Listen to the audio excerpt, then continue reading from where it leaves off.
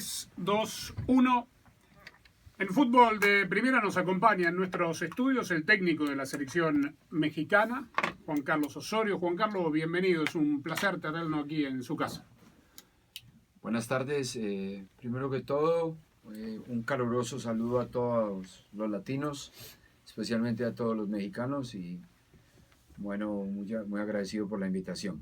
Mi primera pregunta para usted, profe, sería si ya se ha acostumbrado a esto de ser técnico de una selección nacional y no tener que trabajar todos los días. Bueno, yo... En campo, queda claro, ¿no? Sí, Que no se malinterprete la pregunta. Correcto. Digo, el vaivén y la vorágine de un técnico de club con respecto al técnico de selección. Bueno, yo creo que esa era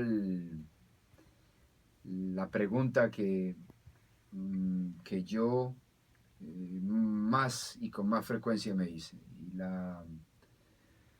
Y obviamente la discutí con las personas más cercanas a mí, especialmente con mi familia. Y lo debo de confesar que me hace mucha falta el día a día. Yo creo que, en mi humilde opinión, en el mundo del fútbol con frecuencia se utilizan adjetivos y sinónimos que no corresponden. Entonces en la misma frase se habla de un estratega, de un técnico, de un táctico, de un seleccionador, de un director técnico y de un entrenador. Y a mí me parece que un hombre de fútbol, un manager, tiene de cada uno de esas características, por ponerle número, de 1 a 5.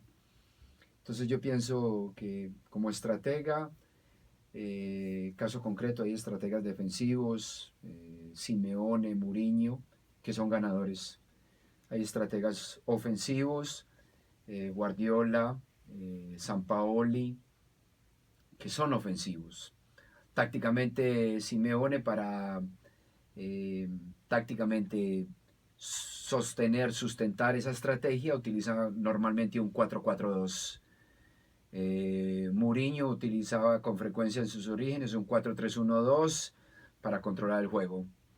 Para tácticamente realizar su idea estratégica, Guardiola utiliza un 4-3-3 con extremos, o ahora como juega con un medio centro más distribuidor.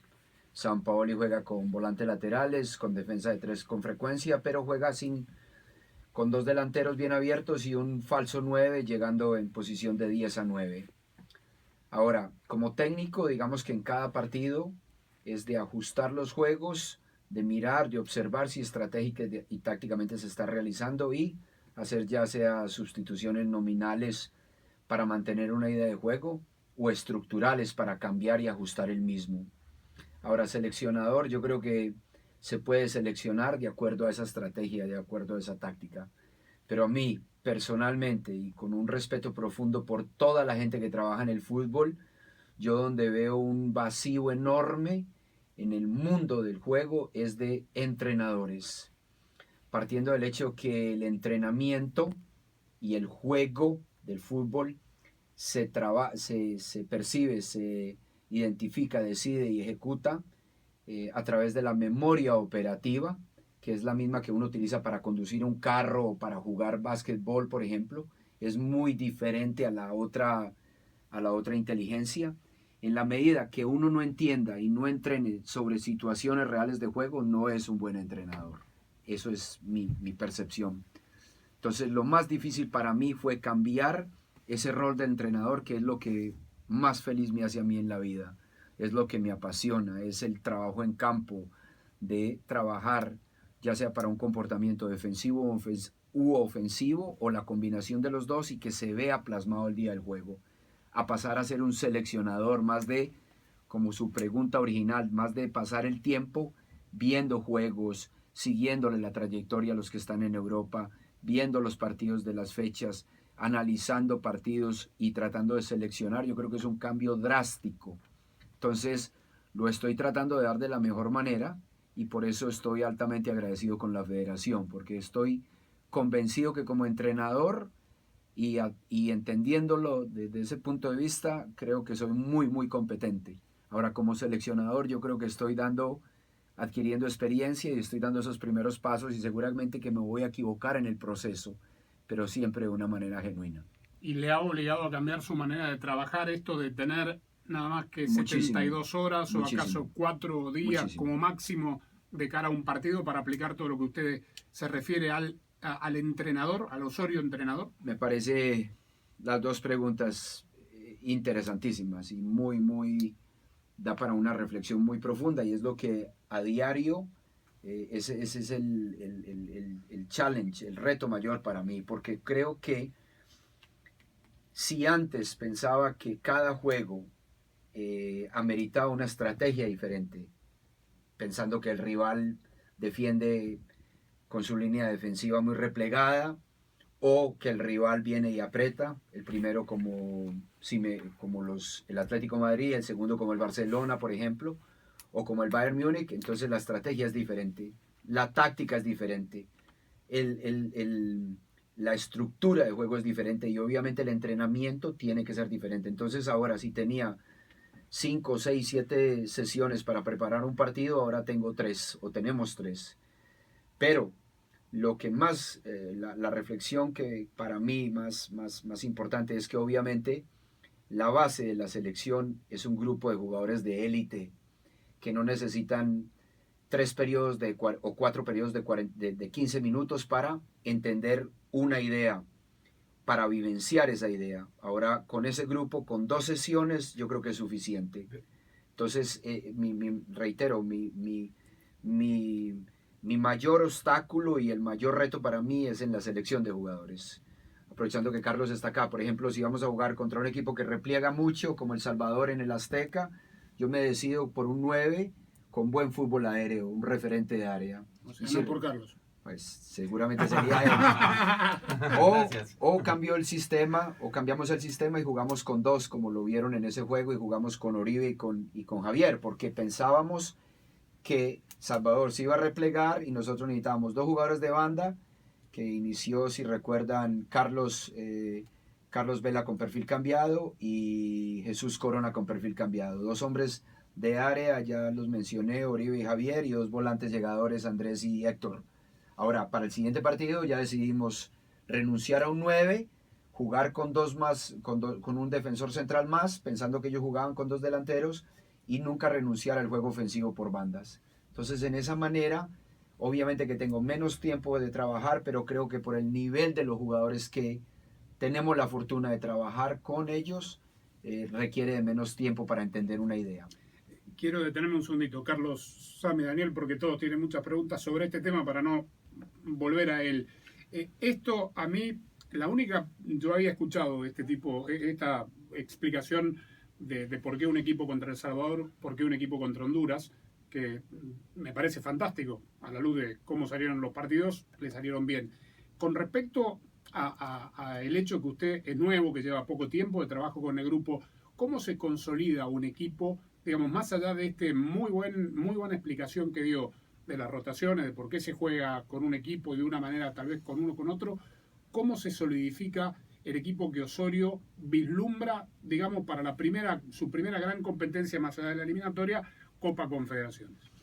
Yo creo que como ejercicio, si más adelante lo queremos hacer, usted lo va pensando y me dice, mañana jugamos la final contra este equipo. Y yo le digo hoy exactamente qué pienso yo, cuál sería la estrategia, cuál sería la táctica y seguramente cuál sería la selección del grupo. O sea, sería el grupo compenetrado, listo para cambiar las piezas. Sí, porque se malinterpretan las cosas.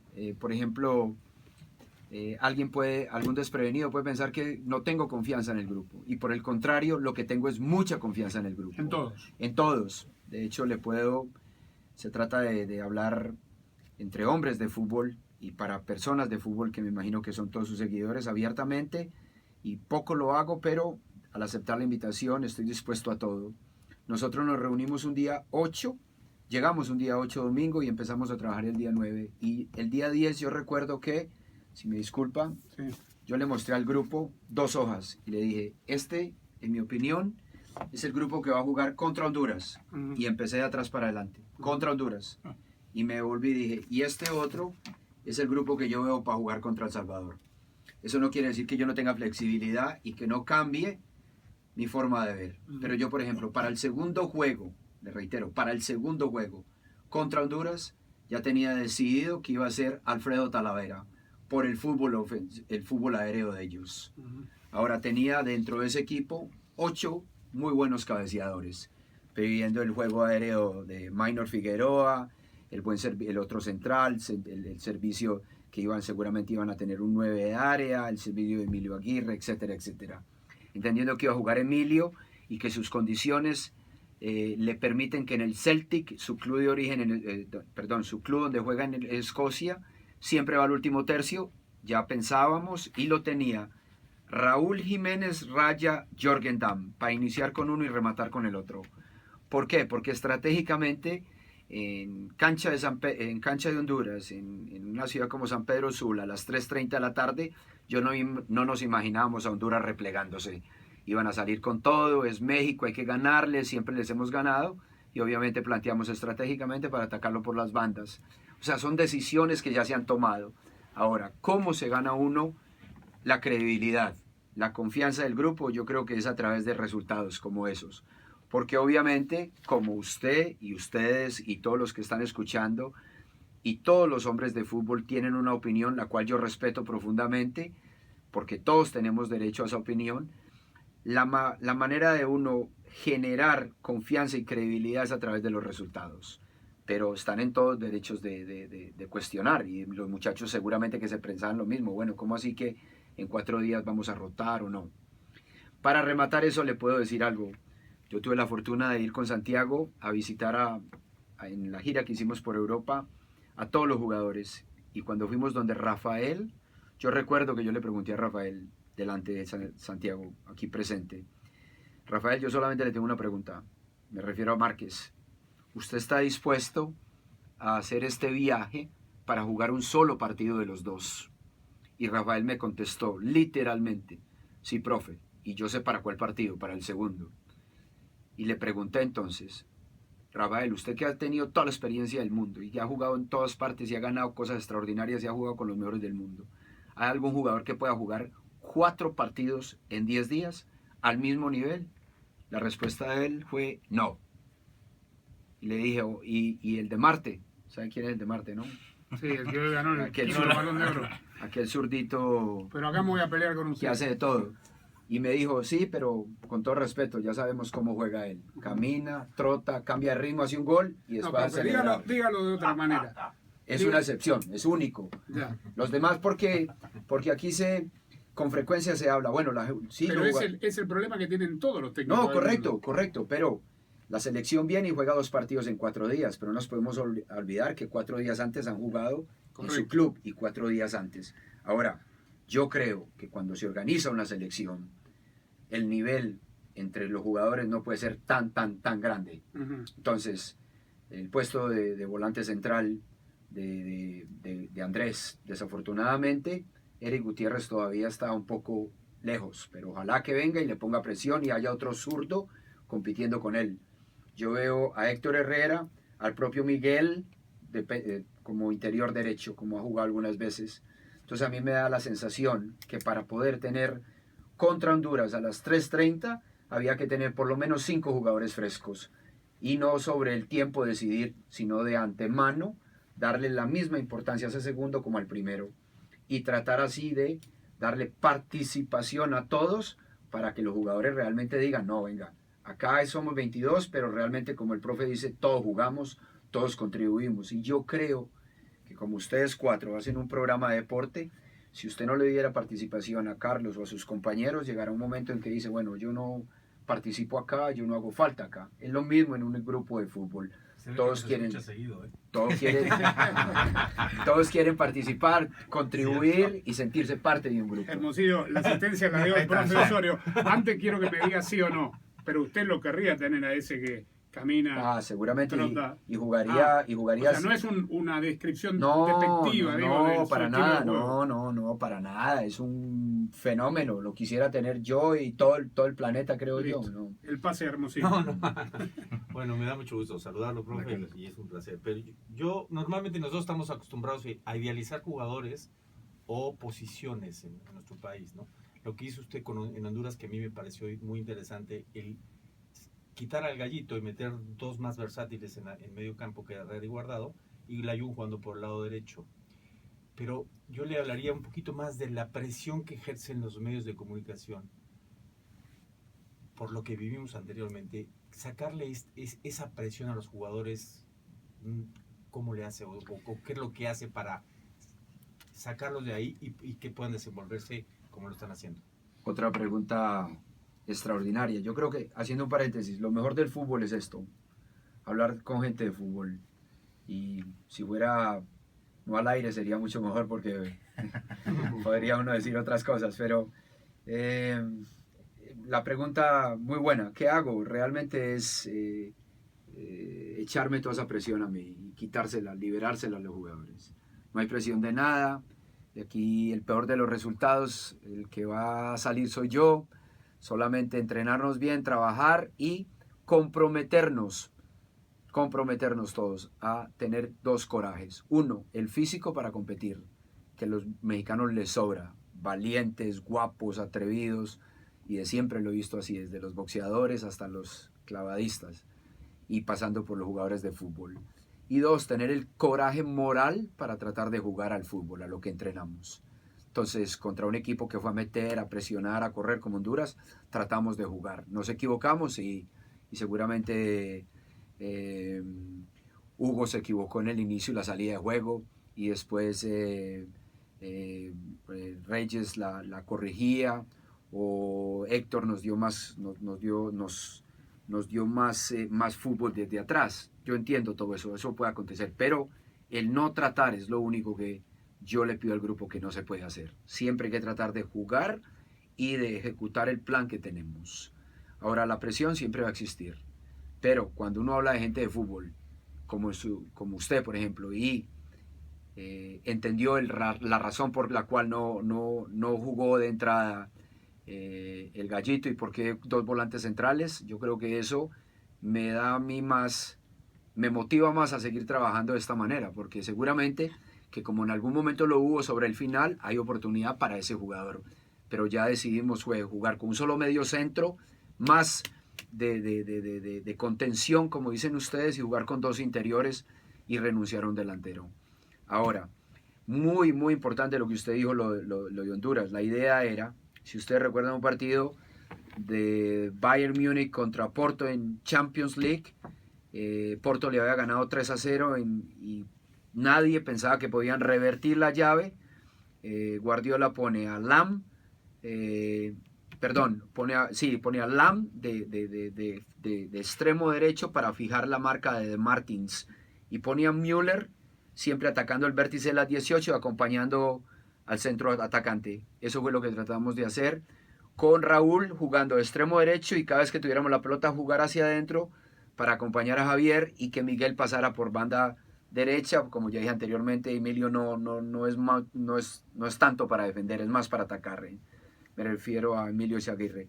Y nos dio en algunos momentos, otras veces no, pero esa era la intención. Y yo creo que al final, cuando los jugadores ven que eso da resultado, los jugadores terminan apreciando, valorando y entendiendo que la estrategia y la táctica se puede realizar en la medida que ellos con su técnica lo hagan, lo ejecuten en el campo, y que lo más importante son ellos.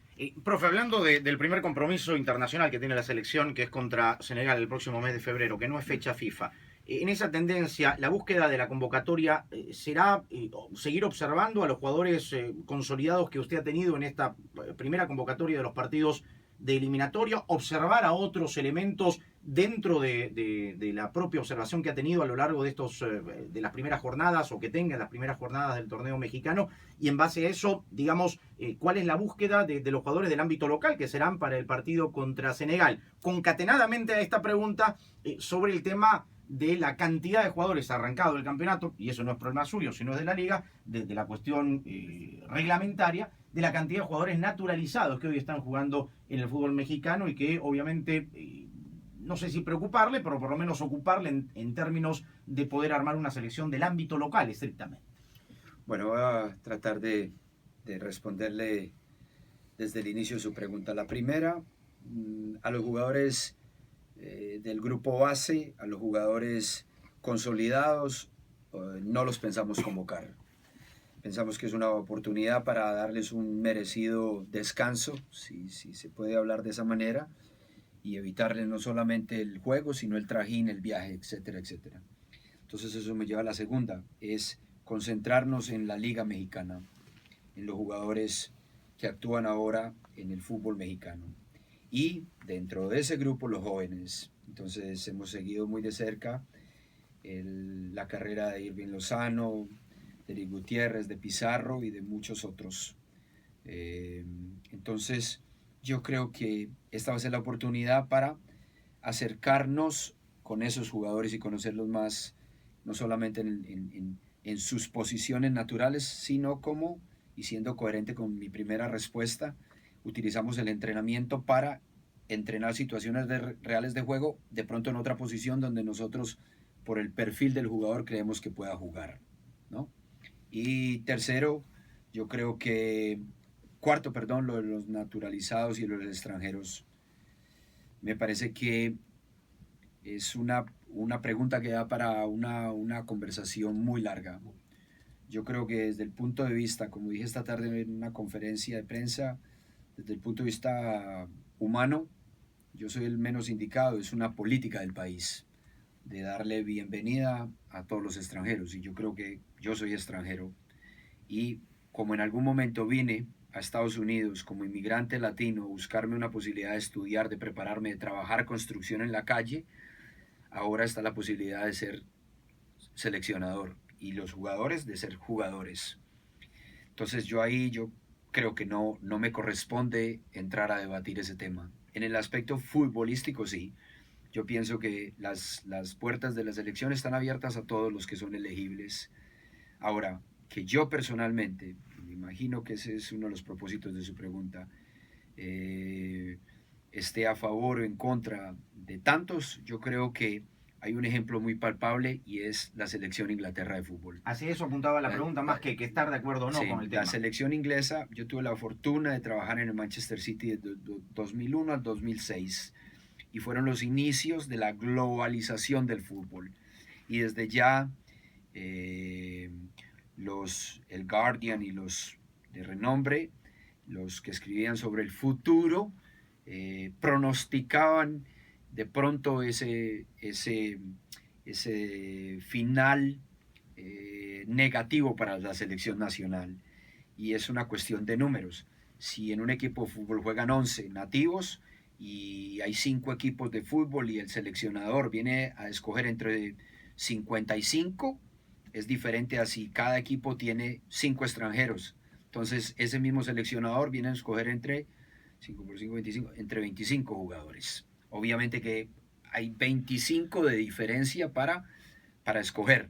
Entonces, en algún momento la federación yo creo que va a tener que evaluar todo y pensar que si no es, ni lo estoy descubriendo yo, que si México viene haciendo un gran trabajo en categorías sub-15, sub-17, sub-19, pasando por una medalla olímpica en el 2012 en Londres contra un equipo donde jugaba Pato, Ganso, jugadores hoy figuras en Brasil, Marcelo, etcétera, etcétera, no es casualidad. Y que lo que está aconteciendo no es ningún secreto. Ahora, que hayan muchos que prefieren no hablar, seguramente, y de pronto me estoy metiendo en terreno que no me corresponde, pero va a llegar un momento que hay que tomar una decisión. Se tiene que jugar con tantos nacidos acá. De lo contrario, a largo plazo, ahora puede que lo sufra Juan Carlos Osorio, pero a largo plazo el próximo seleccionador o el que le corresponda va a sufrir con ese mismo dilema. Entonces por ahora seguramente que hay jugadores muy buenos, extranjeros y naturalizados que los vamos a tener en cuenta, y lo que sí me comprometo siempre es a tratar de ser justos en esa selección final. Al único que le pido que me colaboren, aparte de lo deportivo, es al de arriba, a la divina providencia, que elija bien, que seleccione bien, que elija solamente por razones deportivas, y que si me equivoque sea genuinamente. Profesor, ¿cómo está? Yo quería hablarle o preguntarle sobre el acervo táctico del jugador mexicano de selección, sobre el pozo táctico del jugador mexicano de selección, la riqueza táctica. De alguna forma, usted lo acaba de comentar ahora, el trabajo del seleccionador le obliga a depender del trabajo que hagan los distintos entrenadores de sus futbolistas en el extranjero, fundamentalmente también de los de México, pero digamos en este caso de los que más convoca, que juegan afuera, porque son quienes trabajan con ellos día a día. ¿Cómo visualiza esa relación o ese acercamiento conceptual con quienes tienen a sus jugadores de selección a diario para entender en determinados momentos qué les puede pedir y qué no? La verdad que esta charla extraordinaria, porque su pregunta a mí me parece que es importantísima, porque siempre se hablaba, o anteriormente México no tenía tantos jugadores en el extranjero, entonces se les sacaba ventaja al rival por la altura, ahora no, y yo estoy de acuerdo que no. Hay que sacarle al rival ventaja es por la calidad de los jugadores y la estructura que uno utilice. Entonces ahí tratamos de acercarnos con todos los técnicos. Antes de la convocatoria fuimos a esa gira por Europa, fue muy productiva, los vimos entrenar, hablamos con los jugadores, hablamos con algunos directores deportivos, con los técnicos que nos dieron posibilidad, hablamos, entre ellos fue en su momento Mois, que ya no está, Lopetegui, que no está, pero fue muy interesante escuchar el por qué los utilizan, en qué posición y cómo los ven. Algo, por ejemplo, que recuerdo, que seguramente Santiago también lo recordará, fue al momento de yo preguntarle a Lopetegui por qué no jugaba Héctor. La respuesta fue que llevaba 2 veranos sin descansar, que era un jugador que venía con un trajín muy constante. Entonces, uno junta todo y piensa, por ejemplo, los de Porto siempre han jugado bajo estructura 4-3-3 con un medio centro, 2 interiores, por eso Miguel ha jugado de medio centro derecho, con 2 extremos, entonces Jesús conoce muy bien la posición y seguramente que Héctor va a seguir siempre entrenando en el día a día en esa posición de mixto, de volante de ida y vuelta, que en mi opinión es uno de los mejores del mundo, porque ni Elías de Corinthians hace los recorridos que hace Héctor, o Renato Augusto. Entonces, en base a eso y con la idea de juego nuestra, seleccionamos. Como dije anteriormente, tomamos muy en cuenta la estrategia del rival, cómo piensa su técnico. Sabemos básicamente así como la comunicación y el internet y todo acerca mucho ahora, uno analizando los partidos, los juegos, las estructuras, se da cuenta más o menos cómo piensan los técnicos y lo que pueden llegar a hacer contra uno. Y valoramos a nuestros jugadores, los que están en mejor momento, los que han jugado a ese nivel, los que tienen jerarquía, los que merecen jugar. Caso concreto de Héctor, previo a la convocatoria de estos 2 juegos no venía jugando, vino y fue jugador fundamental para nosotros. ¿Le respondí o no? Sí, sí. Profe, de cara al doble enfrentamiento frente a Canadá y respectivamente de cómo llegue cada quien, la idea será la misma, tener 2 hojas cuando llegue la convocatoria, decir, estos van a jugar contra Canadá en Vancouver, estos van a jugar en Azteca, y lo ideal para usted, más allá del paso a paso y partido a partido, será llegar a la Copa América Centenario ya clasificado al hexagonal con los 6 puntos contra los canadienses. Eso sería el mejor escenario posible.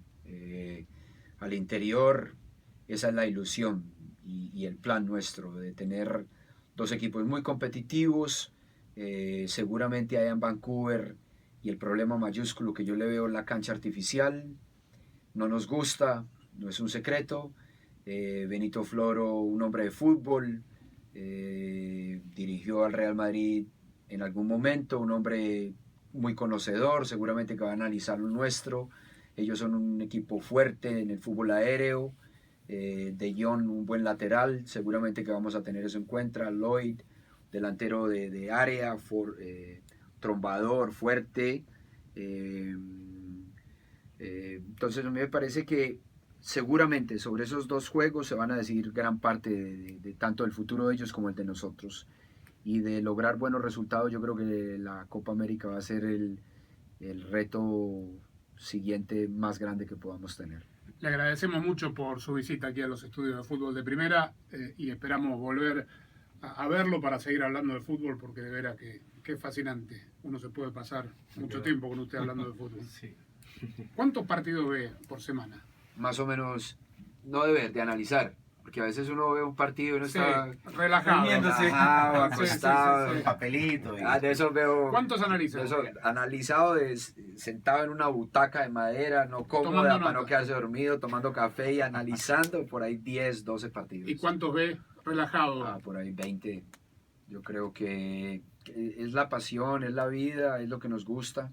Aparte de eso, también tengo que mencionar que la federación está muy bien organizada. Entonces, por ejemplo, si hay un jugador X, no lo quiero mencionar para no crear falsas expectativas, que repuntó ahora en el último mes en una liga europea, ya se imaginarán. Entonces podemos ver los lances más importantes de él, defensivos y ofensivos. Entonces ahí uno analiza, ve, es capaz de tirar centros, tira centros de tempraneros, tira centros con roscas, centros templados o al segundo palo, etcétera, etcétera. Entonces podemos analizar y corroborar toda la información. Déjeme con una esperanza, ya que ve tanto fútbol y viene de San Pablo y sabe muy bien del fútbol sudamericano. Está para No ganar la comienza, Libertadores no. Boca este año. No comienza. Te digo algo. No, pero eso es una buena nota. Escuché, Por le, favor, le Riga. vi una nota a Juan Román Riquelme Sí. y me llamó mucho la atención dos cosas. La uno, él decía que con estadio lleno, el equipo más local es Boca Juniors, por lo que se siente en la Bombonera. Y dos, dicho por él mismo, él cree que no van a tener un equipo como el que tuvo, donde él estaba Chicho Serna, Oscar Palermo. Córdoba, Palermo, Bermúdez, Bermúdez, yo creo que alcanzó con Diego Latorre. Bueno, él piensa que no es así, pero sí cree que con la llegada de Tevez, más la inclusión de uno o dos jugadores, yo creo que tienen una gran posibilidad de hacer una gran campaña. Gracias. Sin esperanza. Gracias. Muchas gracias nuevamente por haber No, estado. muchas gracias a ustedes por la invitación.